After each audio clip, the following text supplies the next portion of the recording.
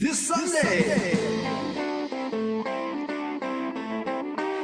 Every Sunday. Side by side at the microphone, from the green light to the speed trap, Chris Switzer and Ray Carino calls them as they sees them, and you better believe them. Here! Relevant news, biased opinions, and outright bullshit regarding every aspect of automotive culture. Gasp at mechanical trickery never before revealed over FCC-regulated airwaves. Thrill to the explosive tension as Chris and Ray cuss each other down the track and barrel roll across the finish line, laughing at certain disaster as they shake hands for the devil. All that and much more this Sunday at high noon on the Motormouth Radio Hour. Call in and speak live with the Wizards of Speed and live feed, Chris Switzer and Ray Carino. Bring the whole family. Kids under 12 get in free. Every Sunday at noon on WHPC. Take the Long Island Expressway to the Meadowbrook Parkway and look for the sign saying no parking on the expressway and no express service on the parkway. Go right on Highway 24 to Garden City. $2 all-day parking includes pit pass.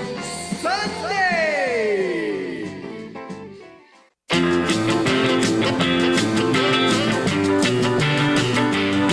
I got a new black Superstock, the wheels of 426. Cheater, cheater. Torsioned up six in front, low and back with cheater slicks. Cheater, cheater. It's got a beefed up automatic and it blows off the sticks. When I power brake it up, I don't spin with my slicks. Well, I'll tell you what, I probably won't be using my cheater slicks today or for the next few days around here in the Northeast, because you know what's coming our way. Rob forgot to do the weather, so I got to tell you, there's a blizzardnado coming. So, Chris. Yes. Go buy a pair of cheetah slicks. Because you need snow tires, dude. Snow tires. Yeah. I'm going to use them to pat down the snow on the driveway, make a skating rink out of it. Yeah. With those things. Okay, so. That's for sure. You've tuned into Motormouth Radio, Long Island's only automotive talk show, fully vetted here on the island. Don't ask by who, but I'll tell you if you want to know privately. We're doing a quick game change today. We had a show scheduled that was going to be pretty monumental. Yes. And for all the people who have tuned in, stay tuned in, because we have a probably an equally as good show, but not the one planned. We had planned to have Mr. John Schwartz in, retired NYPD detective, to talk about the Edward Byrne Foundation. And those who are from the area know exactly what I'm talking about. Those who aren't, Eddie Byrne was a rookie cop who was assigned to a detail back in the 80s, and he was pretty much assassinated on the job by a faction of a drug cartel. So John and his crew are now restoring the car that Officer Byrne was in as a tribute.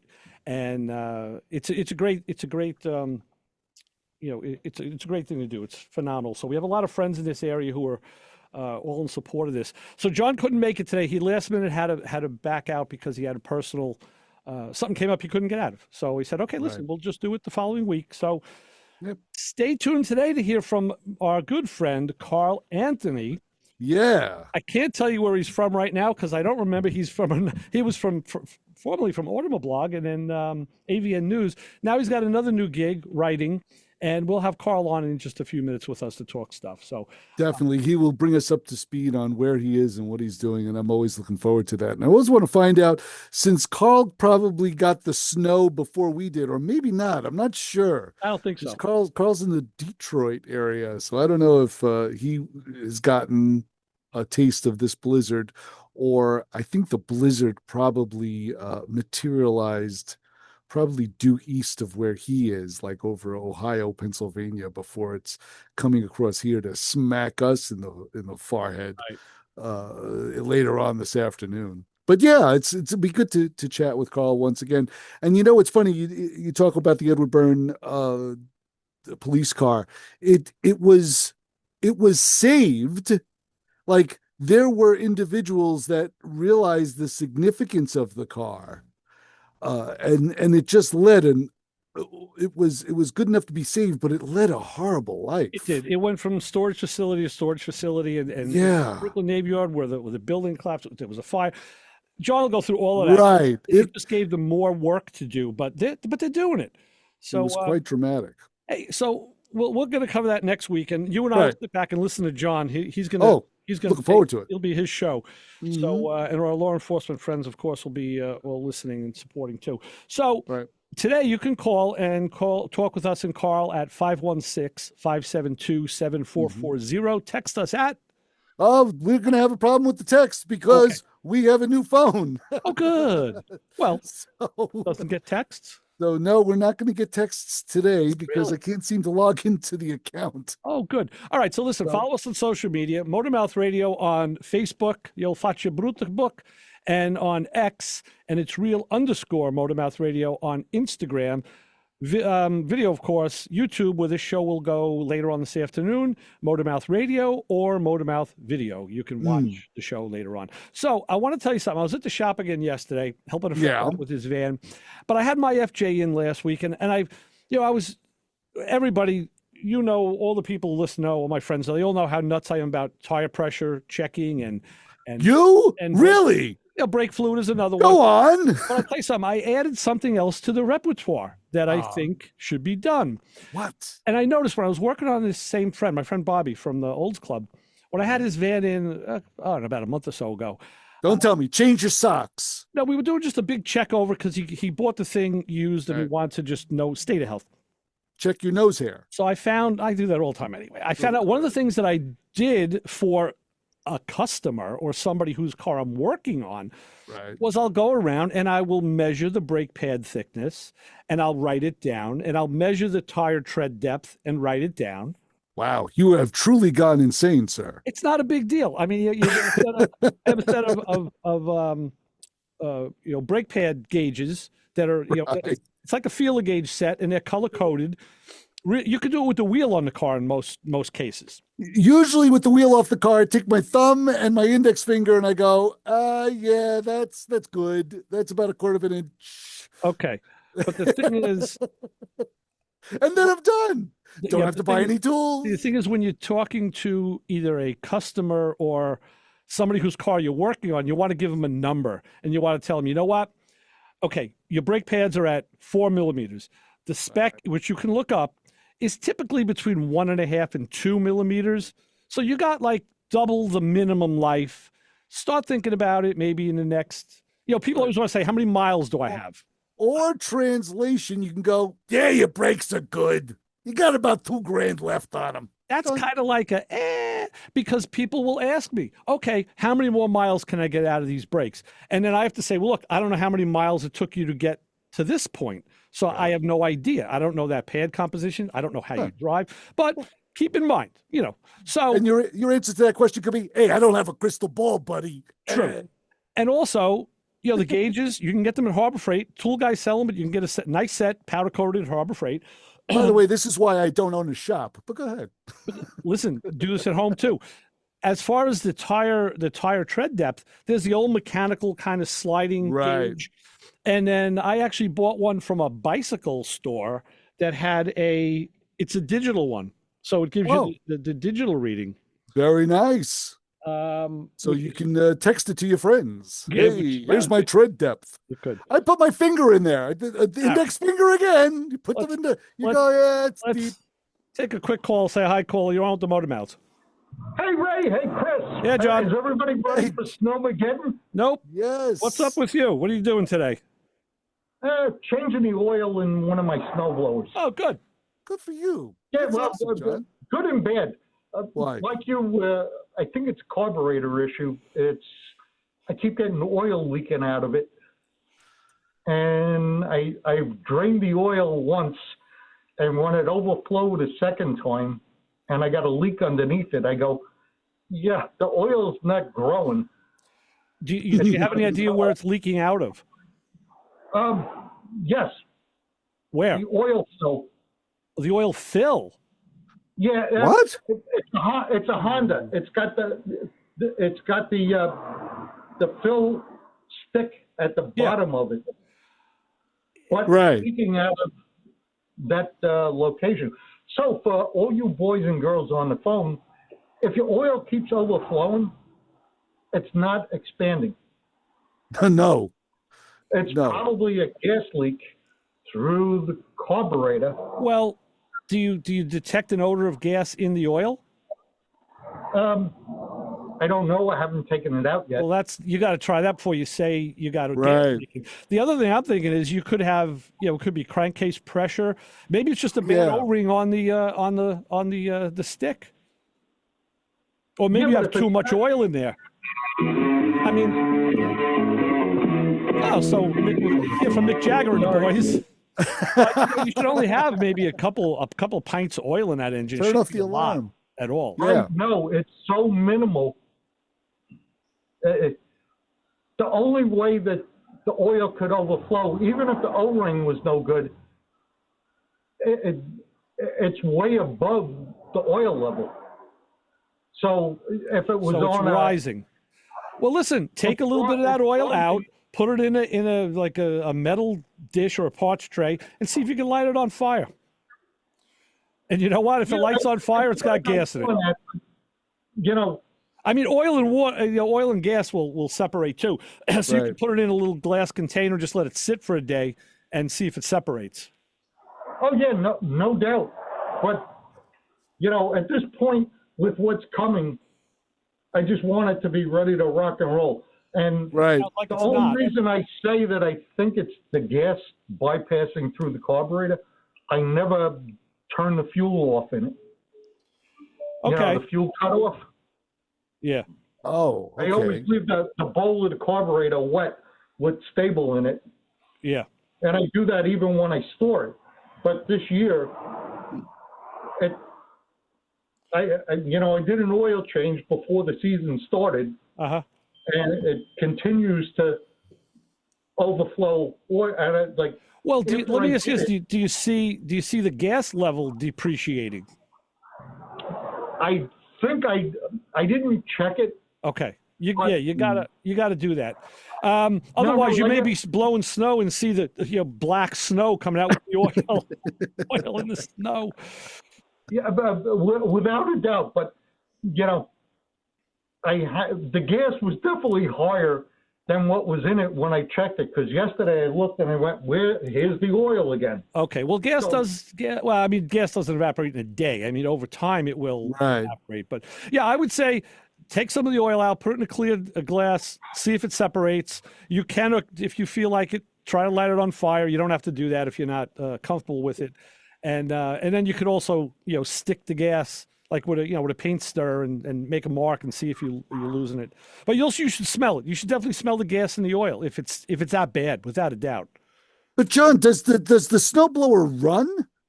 Can you start it up? It starts on the first pull. Yeah. Oh.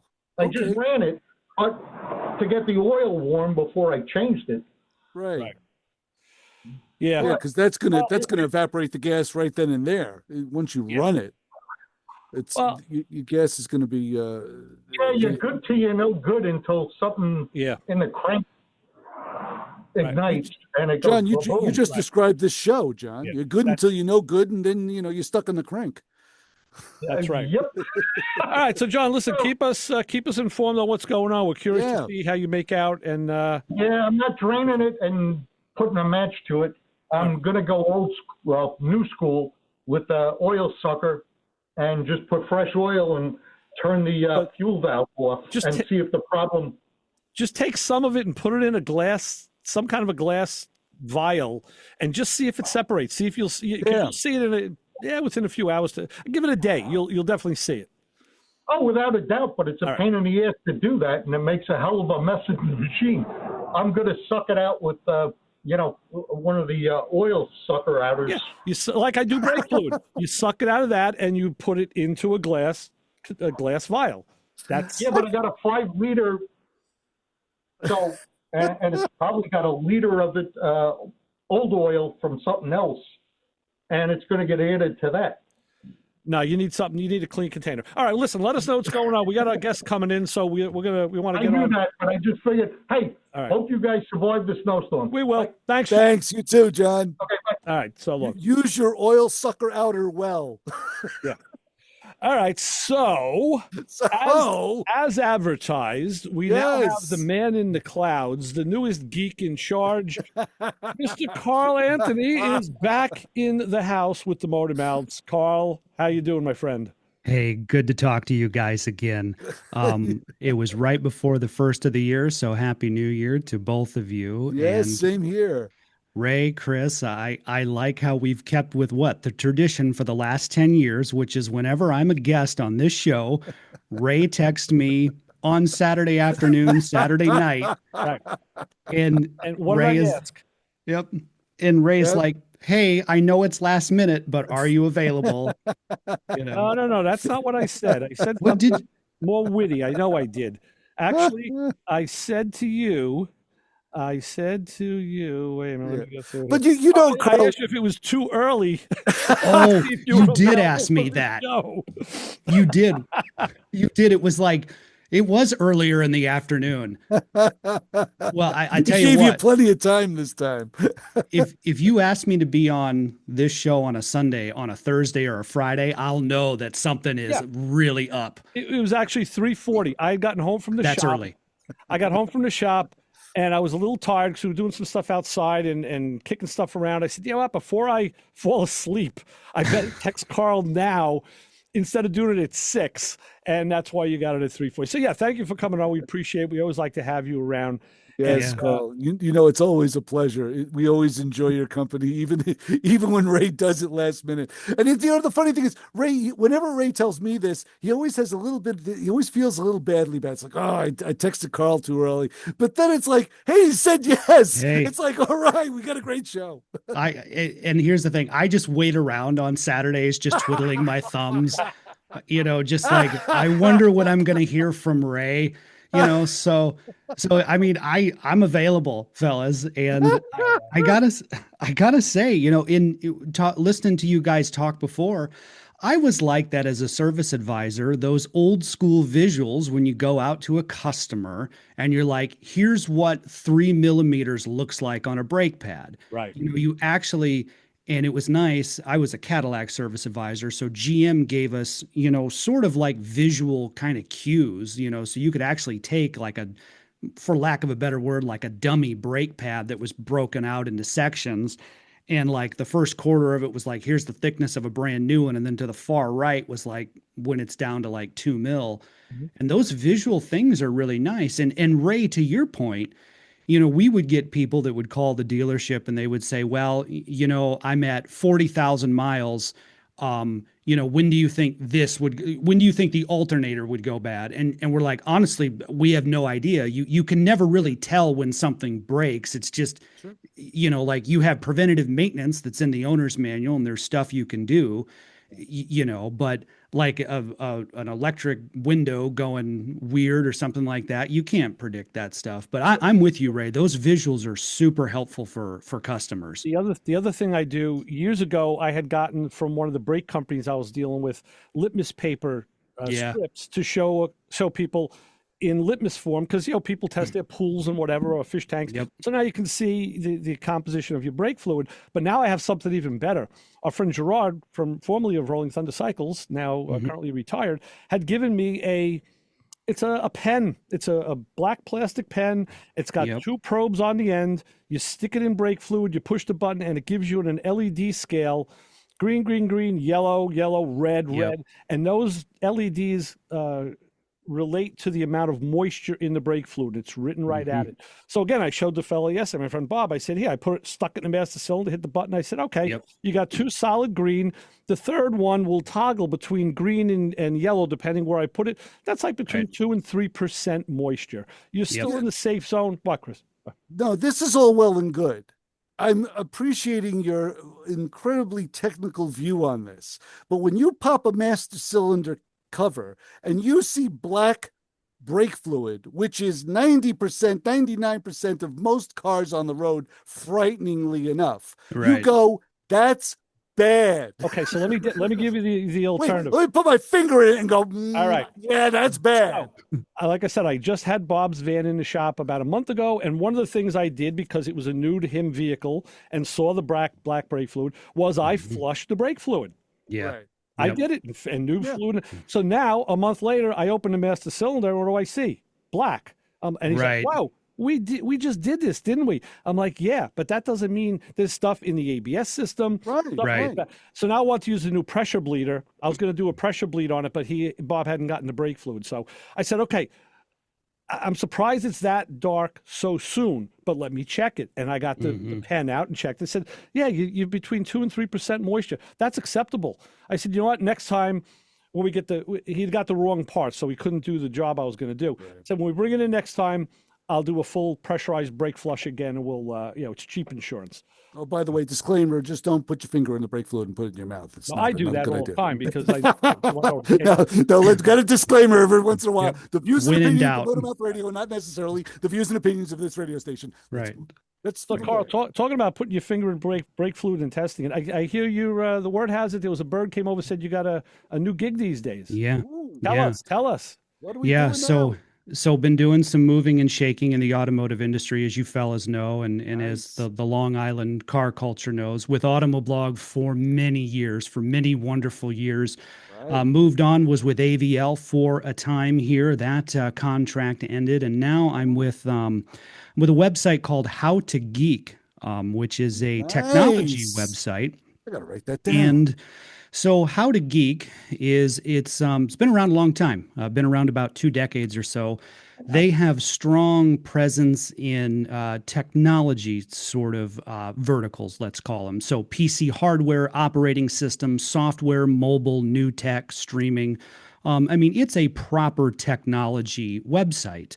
But the audience will cross over into automotive. And so they have built out on this website an automotive division, and they recruited me near the end of last year to serve as the segment lead of that. So to lead that automotive segment. And to essentially build it out as we go forward. So I started that after the first of the year. January 5th was my first day. And so I've got a team of writers who are just excellent. My 2 primary guys who I work with, Adam Gray and Tyler DuPont, well-established motoring journalists. They're fantastic at what they do. So it's wonderful to work with them, to work with the other writers and editors on the website. So we're full steam ahead, writing and editing a lot of articles and trying to build out this automotive segment on How to Geek. And that's kind of the latest, fellas. I did took a peek yesterday, and I saw that you have a great article called "I've spent 20 years in the auto industry and still made this used car mistake." Yep. I also saw propensity for people using long tags for their titles. Yeah. But one of my favorites was Nick Lewis. I don't know if I'm sure he's but vinyl records are inferior to digital. You should buy them anyway. And I said, yes, boy, I got to meet Nick because we're on the same page. Yep. Good stuff. So yeah, that was one of our ideas. Every Thursday, all the other editors and writers, we all have a meeting over Zoom, and we kind of sit down and do different, just sort of brainstorming article ideas, and that was one that came out. Sort of that there is a push to, and as I'm learning from these other editors I work with, there's a push to have physical media today again, CDs and vinyl, cassette tapes, and so on and so forth. Yeah. Right. I follow a lot of vinyl sites on YouTube, and as of last year, I followed like 900 plus different channels. This year it's going to be more. I know already because I've already diversified. But the vinyl guys are now backing it up to CDs and saying, "Hey, we thought this format was dead. What's going on?" And now they're kind of rewriting the rule book about that. And I'm glad I hoarded all the CDs I did, because what's hot is what's old is new again. So Carl, what kind of geeky technical articles are you writing or are you focusing on with the site in an automotive fashion? Because my mind is wandering here. It's like, where are you taking this? So it seems to be right now, because vehicles are so expensive. So just to kind of set a little bit of a backstory here, the average price of a new vehicle right now in the United States is about $50,000, which is the highest it's ever been. Right. And that has been trending upward for about the last 4 or 5 years. So it's not news. The only news is that it just keeps continuing to go up.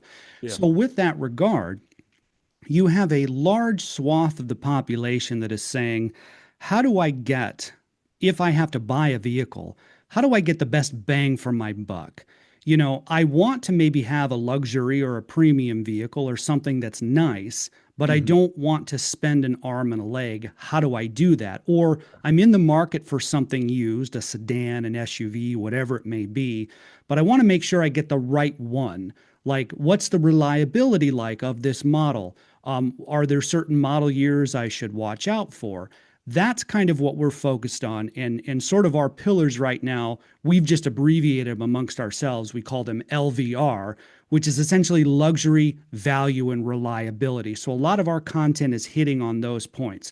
Luxury vehicles, in particular, attainable luxury vehicles. So for example, you can get BMW and Lexus SUVs for under $50,000, okay, under the national average. Okay, so what are those SUVs?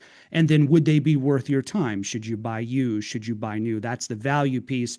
And then, of course, reliability. For that, we're looking at a lot of car edge data. So if I'm going to get this SUV from this brand, is this particular model year, what's the reliability? What are the average maintenance costs? And then we're combining that with sort of enthusiast content or sort of advice style content, Ray, like the article you had mentioned that I wrote yesterday and published, which was basically, hey, I've been in the automotive industry for 20 years. I made this mistake while buying a used car, which was not really doing all my due diligence and doing research. I should have researched it more. You would think I would know better. But we're trying to share advice like that of, I made this misstep. Here's what I should have done differently. And now we're sharing that knowledge with you so you don't make the same mistake. That's kind of the core pillars. Yeah. That also sounds like this show as well. Well, because to a more polished degree, right? An upper tier of this lower tier show. I'm talking I have always fluid and grease. It's like, come on. Right. I've set it on fire. Don't do the same thing. And I'm telling Cole to set it on fire, right? Right. So we're right. all, yeah. Right. That's our caliber. Oh, by the way, 516-572-7440. If you'd like to speak with Carl or us, I don't know why you want to do that, but you can, about anything automotive, I love this show. I love this show so much. I've always described Motor Mouth Radio in terms of luxury, value, reliability. People are like, what's a radio show that's luxurious, valuable, and reliable? I'm like, Sunday afternoons on WHPC 90.3 FM. That's the one. Oh, that's a promo bit. I think Carl just promoted it. Did I just do a promo? I love it. Oh, and I think we have a caller. I see the light. The light is going. We do. So let's go back to the phones in the fun and say hi, caller. You're on with the Motor Mouths and Carl Anthony.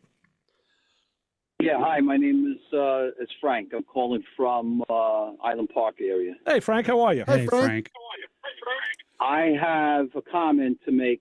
What you guys were just saying earlier about not knowing whether components of a car will break. I disagree partially with that because two situations. First, a lot of manufacturers have cheapened out, even on good cars, with some parts such as like tires, batteries, brakes.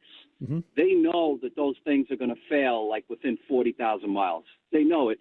But they just cheapen out with the parts to make the car cheaper.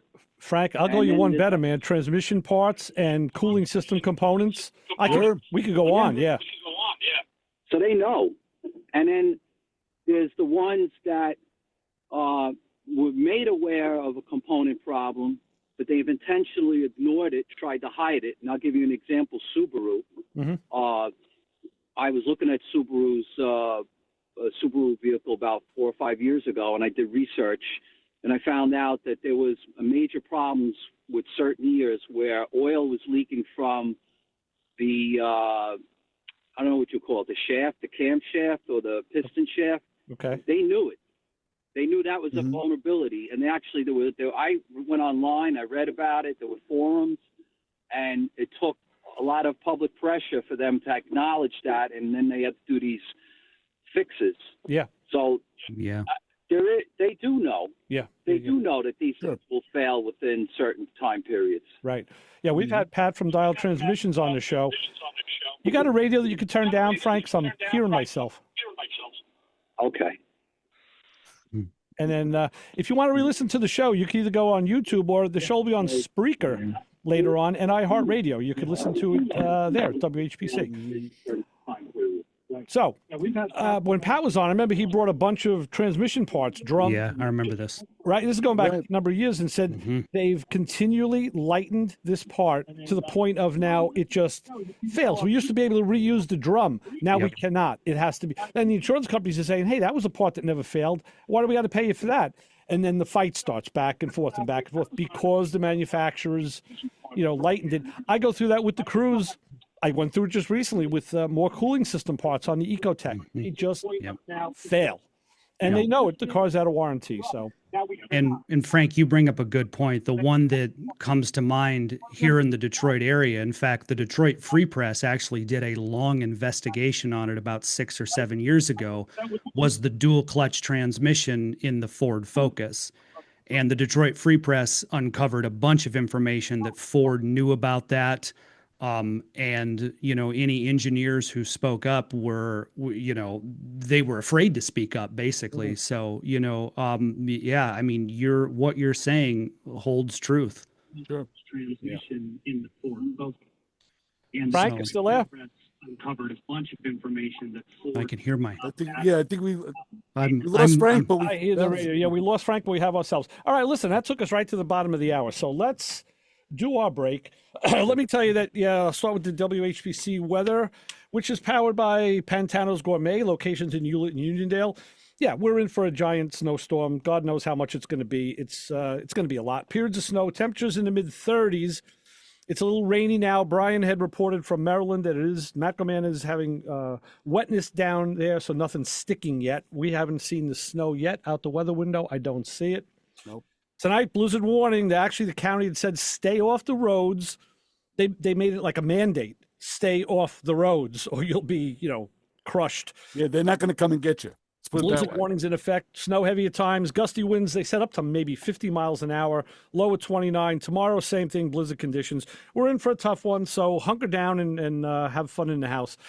I will let me mention that the WHPC app contest is in effect. If you download and update the WHPC app, you can win a $200 gift card to Uncle Bacala's Italian Seafood and More, which is one of my favorite Italian places around here, located on Jericho Turnpike in Garden City Park. Download the app and win up to $200 or the gift card. And thanks for listening to 90.3 WHPC. Crystal, we have an honor group of the hour to share. Yes, we do on this fine Sunday, the Sunday before the storm. The Motormouth Radio Honor Group of the Hour this week goes to a very special breed of automotive thinker, the folks with full tanks of gasoline just sitting in their garage. With a blizzard bearing down on the Northeast this afternoon, we're talking about the people who they hear the word snowstorm and immediately turn their garage into a strategic fuel reserve. Not in the car. Those are already topped off. We're talking about gasoline in cans. Red, blue, maybe even labeled do not touch. While everyone else is fighting over bread and milk, you guys are calmly topping off generators, snowblowers, and that trusty daily driver that's just simply idling in the driveway in the snow. So if you've topped off every receptacle within reach with gasoline, we salute your preparedness, your faint gasoline perfume smell, and your quiet confidence that when the snow flies and the power flickers, you'll be the one saying, yeah, relax, I'm good. So you'll be basking in the glow and being a recognized part of the Motormouth Radio on a Group of the Hour this week. My dad had a big yellow can from the 1960s that he'd had, and he's like, never know when you're going to need it. Yeah, that's right. He was a prepper before he knew it. Yeah. So, all right, we'll take a quick break, only about 2 minutes or so, take care of some business, and we'll be back with more Motormouth Radio with Ray and Chris and Carl Anthony from howtogeek.com. Keep it, we got it on 90.3 WHPC.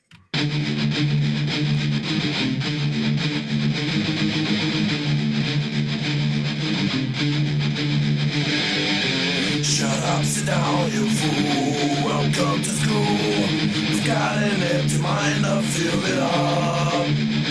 This is Dennis Pitzenberger from Sticker Shock, and if you're not listening to Motormouth Radio, boy, you are lost in the smoke of the burnout. Make sure and tune in each and every week because these guys are exactly what you want to hear.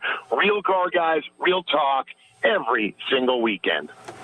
This show on 90.3 WHPC is brought to you by CarStar Celebrity Chase Collision, with 2 locations in Limerick and Oceanside, who remind you that New York state law says you always have the right to choose which shop will fix your car. CarStar Celebrity Chase Collision offers a full range of services, 24-hour towing between Montauk and Manhattan, shuttle service, and they can help you with a rental car arrangement if needed. All repairs include the CarStar Lifetime Nationwide Warranty, ensuring that the experts at Celebrity Chase Collision are always on your side. Y sí, hablamos español. More information is available at 516-593-0920 or online at celebritychasecollision.com. It's a call-studded program. We do have another caller on the line. Caller, identify yourself. Anthony, I called those guys with the cars one time. Oh, nice. The Motormouth guys. Oh, yeah, those good old boys. There you are. Anthony, where are you calling from? I'm in Freeport. Yeah, this morning I miss it. My boss was, every time I turn it on, he turns it off. I say, whoa, whoa, whoa, whoa. Yo, you better, may I give him a karate chop? That's right. Give him a karate chop. All right, Anthony. Give him that 5. I love it. Later, dudes. It's a pleasure, bro. Take it easy. That was amazing. My favorite caller of all time. Maybe all time. I have heard him with the Motormouth guys. That's why I recognized him a little. Hey, you, get over here. Every Sunday, 12 to 1, you are going to tune in to hear the Motormouths, my friends Ray Guarino and Chris Switzer. 90.3 FM, WHPC. You might learn something.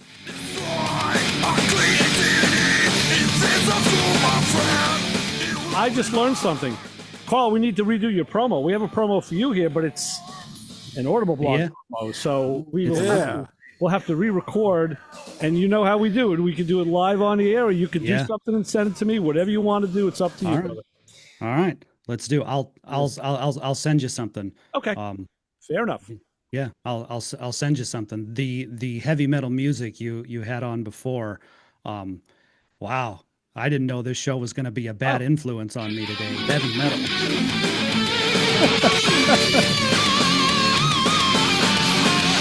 Actually, this week I've been doing the deepest Jethro Tull dive. Yeah. With interviews and Martin Barr interview. Oh my God. Wow. Jethro Tull? Yeah. One of my favorites. Let me go back to let's go back to the phones and the fun and say hi, caller. You're on with the Motormouths and Carl Anthony. Gentlemen. Yeah, Bob, how you doing? Hey, Bob. Robert. Good. Hey, that's great. It's good to see Chris and Ray, and then of course the past winner of the Motormouth Person of the Year, Carl Anthony. Correct. You're too kind, friend. Yeah, he won that a couple of years ago. He was a prestigious winner of the Motormouth Person of the Year. Right. That's right. Yeah. Yes. They're still making the trophy. It's so big. Well, hey, you're one of maybe 6 or 7, Carl. So you rank. Thank you, friend. Very kind. Good to hear from you. Good to hear from you. Actually, the last time you were on, you and I spoke. So I had a question or two. Sure. For you, Carl. Yeah, please. The history of the Chevy engines right now. Obviously, they're making a new Gen 6. You can fill us in on that in a minute. But the inquiries I make, or talking to my mechanic friends with the 5.3 to 6.2s.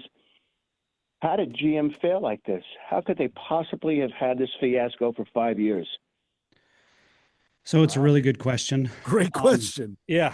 Really good question. There's probably some historical precedence here. Bob Lutz addresses this in his book called Car Guys versus Bean Counters, which I would say for anybody who is in the automotive industry in Detroit and who's working, I would say that's a book that's mandatory reading. Same with American Icon by Bryce Hoffman, which talks about Ford Motor Company's struggles to avoid bankruptcy and when Alan Mulally came in. But what Bob Lutz talks about in this book when he was brought on to be vice chairman of General Motors was to get the other executives at GM to say, we can't stop fixing stuff in warranty.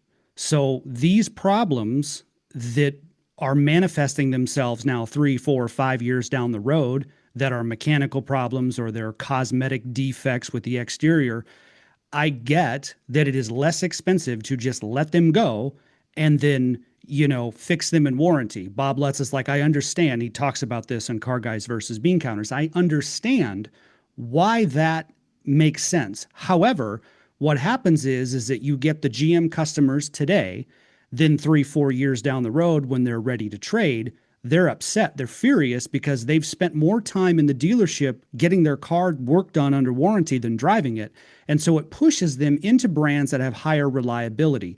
Toyota, Hyundai, Honda, Subaru, and the like. And so Bob Lutz talks about this. And there is some historical precedence to say that that was better for a time, because when these automakers like Ford and like General Motors, when they brought in people like the Bob Lutzes of the world, those corporate cultures changed. Engineers and product developers were no longer afraid to speak up because they didn't have to worry about losing their job or worry about retribution. There was no silos. There was no cliques. There was no, this group of executives is over here and this group of executives has a clique over here. A lot of that had dissipated. Some of that toxic culture is back, unfortunately.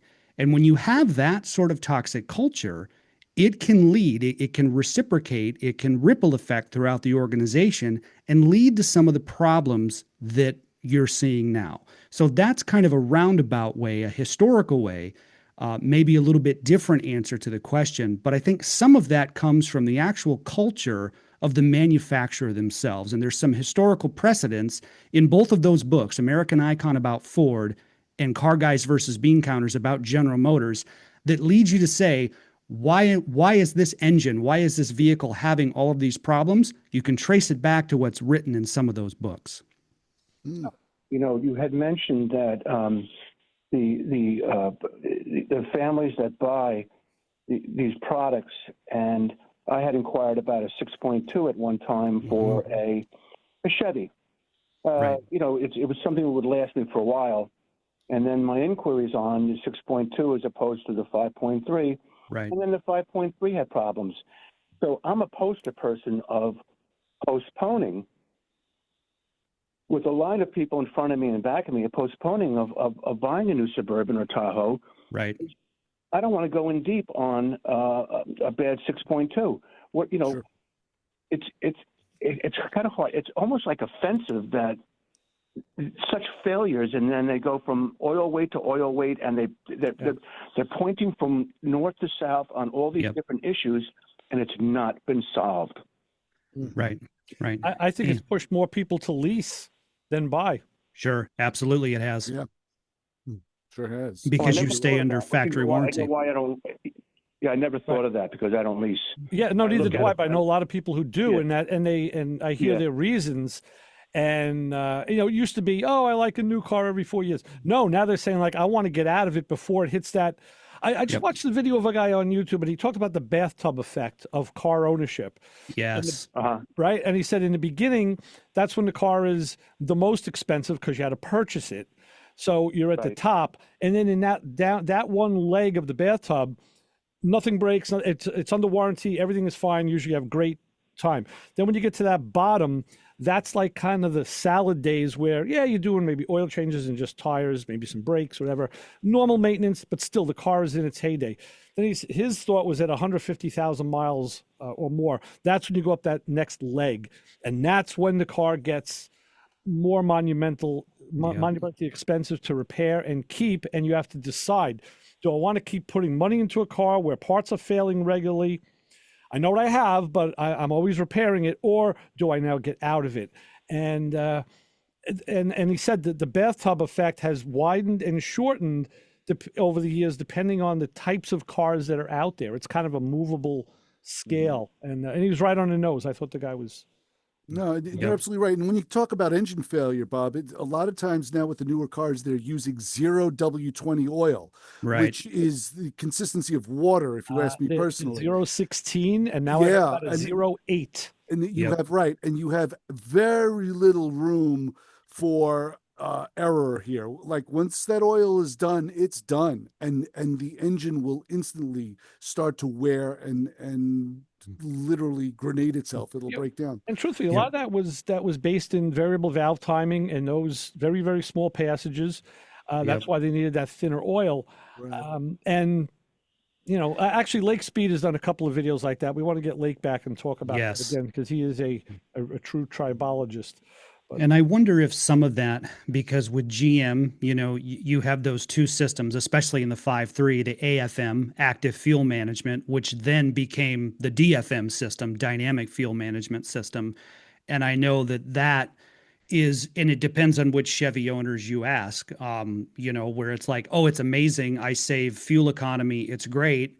And one owner has an incredible experience and the other owner is like, this is the absolute worst thing imaginable. Sure. I just pulled some data. So for anybody who's listening that may not be familiar, so basically the main crux of the problem is connecting rods and crankshafts. So that's with the 6.2, which would encompass Silverado, Tahoe, Suburban. First recall was last April. So April 2025, GM recalled about 600,000 vehicles in the U.S. The engines that ultimately pass inspection were still switched to a 0W40 oil to provide better lubrication. And then those that failed, the connecting rods and crankshaft that fails, if the oil wasn't switched, they were just replaced entirely. So symptoms of the cause. Lifter failure. This is lifter failure. This is 5.3 and 6.2 engines connected to active fuel management, dynamic fuel management. So symptoms of a lifter failure are going to be a distinctive ticking or tapping noise from the engine, followed by misfires and check engine lights. Causes are usually, it is what shuts down the cylinders. So the system shut down cylinders to save gas, but the specialized lifters can get stuck or collapsed, which often damages the camshaft in the process. So that's just a quick. Bob, that's why we drive nightmare. older cars. Tried and true, You're right. proven, and some people like the new advanced telemetrics. I kind of like a blend of it. I don't mind going more towards the old school. So there you go, Bob. Ray, can I ask one more, Ray? Sure, go right ahead. Yeah. So obviously, the amount of money being put at the 3 GM plants that are making new small blocks, they're going to go to a new 5.7, and they're going to use a 6.6 also. Huge investment on GM. Do you have any feedback on that? Have you read anything about any mules around, or where? Because they're going to come out in probably October. Yeah. So good question, Bob. Engines. Gen 6 engines. I don't have any particular insight on that. The last time I had direct access or contact to anybody with General Motors was just about a month ago during the Detroit Auto Show, during the industry and media days in mid-January.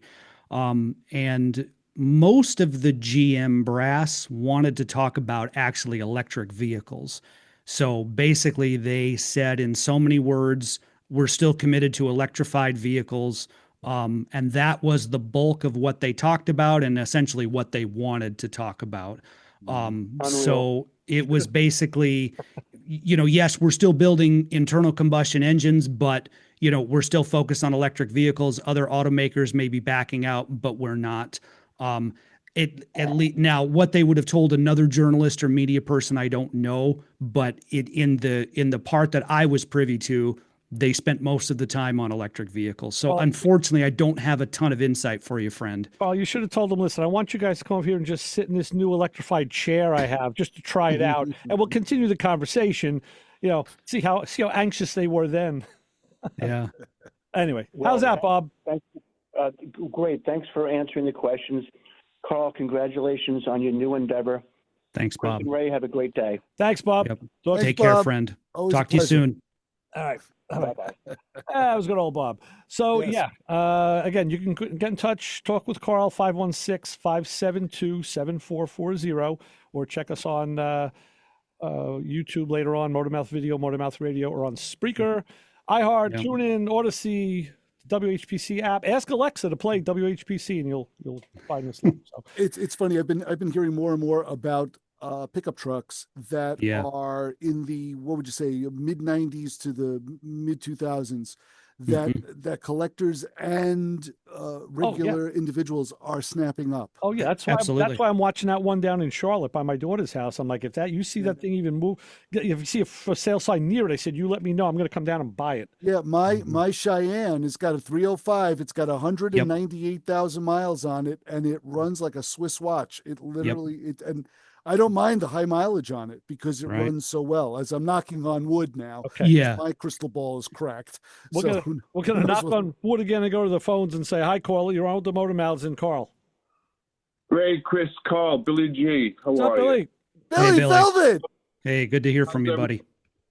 Yeah, hey, Carl, I got a question for you. I'm a big fan when I heard that they were going to reintroduce the Cadillac Eldorado. So you go online and you look up 2026 Cadillac Eldorado, and you get an image of a car, but then you go to another site and you put it in again, you get another image. Are those AI-generated photos, or does that car actually exist and will come out? Yeah, so those are probably most likely AI-generated photos. Generally speaking, if it sounds too good to be true, it probably is. So like we saw this a couple years ago with the Buick Grand National. There was some sort of like image that had been done, I don't know, by like AI or an artist or whatever. And so then the rumor mill starts going, and Buick was like, no, we're not doing that. Actually, what it was the Wildcat concept. We released that. It's not really a car. It's just a concept. We're going to take it around to some auto shows, and somehow the idea of the Wildcat got out, and that now suddenly Buick's bringing the Grand National back. You know, Carl, an Instagram feed had found me, and I've been seeing for like the last year, they'll put out a picture of the new Camaro. They'll look, and the new Challenger and the new GTO, and they're bringing back old names again. And that's, I think, where this Eldorado came in. They were, because I saw a couple of luxury cars too, but because it's basically a tease. Because years ago I was at the Javits Center, and somebody came up to me with a clipboard and asked me what I thought about electric. I said, "Well," I said, "Hold on." I said, "I'm a grunt and a grown guy." I said, "I'm a big block, or I'm a gas powered guy." I said, "If you want to really impress me, why doesn't GM Cadillac bring back the Eldorado as a 2-door sport coupe with the Corvette package?" Oh, you thought they listened? So I'll somebody reached out to me and said, "Billy, you got your wish. They're bringing back the Eldorado as a 2-door sport coupe." And I went online and I started to get this tease. And I said, let me ask somebody that's in the know. Does this car really go? Does it exist? Well, I got to tell you, the CTS in any form isn't a bad, isn't a bad replacement. No. I mean, that car rocks. It was I love it. I still want one. But I mean, bring it back as a 2-door sport coupe. Yeah. Well, the 4-door is a little easier to see because I've driven them, and the 4-door with the different roofline is a lot easier to manipulate and drive in, in heavy traffic. But you know what? I mean, at my age, I'm still the 4-door was your father's car. I know. 2-door is. Hey, Bill, you know what? I got passed out when I bought the Impala Super Sport and said, "Wow, it doesn't even look like a 4-door to me." It just you don't even think of it once you get in it. And same thing with the Caddy. It just rocks. Agreeable. Certain cars present themselves very nice as a 4-door. Like the Cadillac Seville from 76, 77. That car only looks good as a 4-door. Okay. Right. It's true. Yeah, but thanks for your time, guys. I know you pressed on time. But Carl, all the best to you in your new endeavor. And, man, we'll talk again. Bill, and thank you, friend. Of course, next week when we friend. have John on, we do the Eddie Byrne tribute. That's next week. Good luck with that. Yeah, she'll be fine. Thanks, Bill. You. Okay. Thanks, Billy. Take care, buddy. Good to hear from you. And here's the thing, like, I mean, I agree with him. It'd be great to see the Buick Grand Nationals and the Cadillac Eldorados and stuff. But I mean, here's the thing, and it probably comes down to economics. You've got the Escalade, and GM makes bank on the big SUVs. Right. And then if you look at the rest of the Cadillac lineup, like what they're really pushing, XT4, XT5, XT6, all the crossovers. Right. And then you've got the Escalade V at the top of the mountain. So if you really want your horsepower fix, there's the Escalade V, but it's still in that large SUV category, which is for most automakers, that's printing money. That's the cash cow. And that's where they're probably going to stay. But Carl, isn't there, what is with that new Cadillac, the Celestiq? or whatever it is, that one that's going after Rolls Royce, literally. Absolutely. They're going like we're talking north of $400,000. That's the It's all custom. Right? Yep, Yeah. it's electrified, all bespoke. So what they're essentially doing is they're going back to that old mantra that Cadillac had as the standard of the world. Right. And at one time, there really was that for Cadillac. And when you had Packard, when Packard was still around, the pre-war cars, you had Packard and Cadillac, and that was essentially America's answer to Rolls-Royce, right? America's answer to Bentley. Now, today, you go to Rolls-Royce, you go to Bentley, you go to Lamborghini, you go to Aston Martin, you have these bespoke customization programs, MSO, McLaren Special Operations. You have, Mulliner from Bentley, where you can go in and have your bespoke car all the way down to the interior stitching. You can have it all done in whichever way you want. And that is something that has been reserved for those high-end European and German manufacturers, right?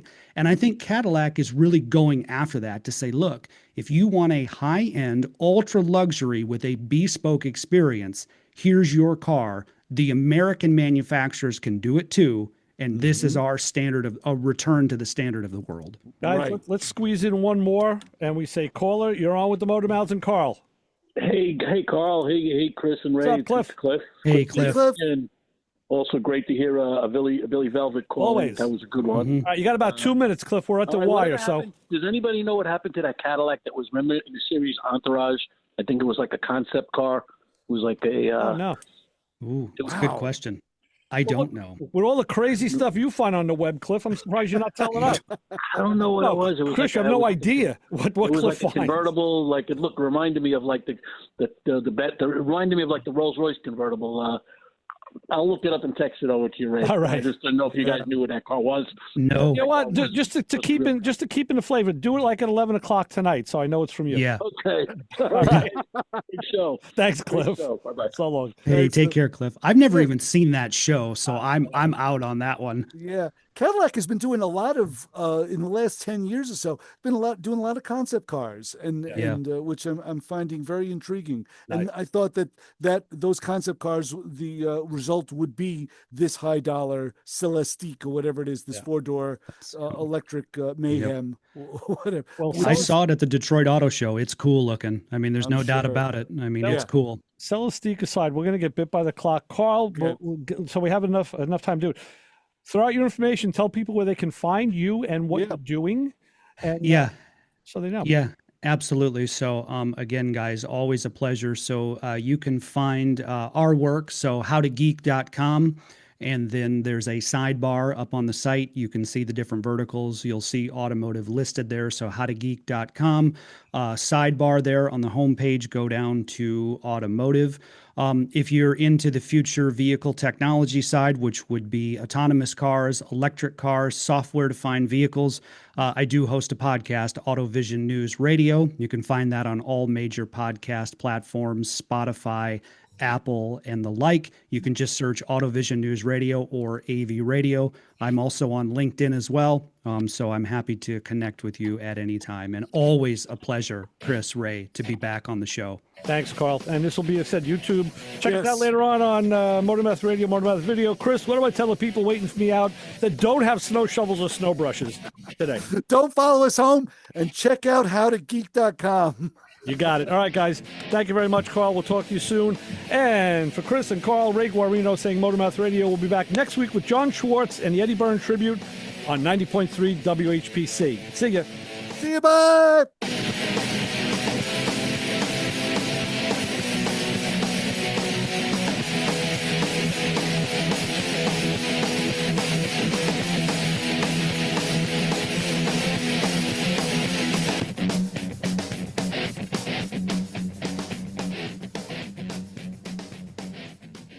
The following announcement is attorney underwritten. This show on 90.3 WHPC is brought to you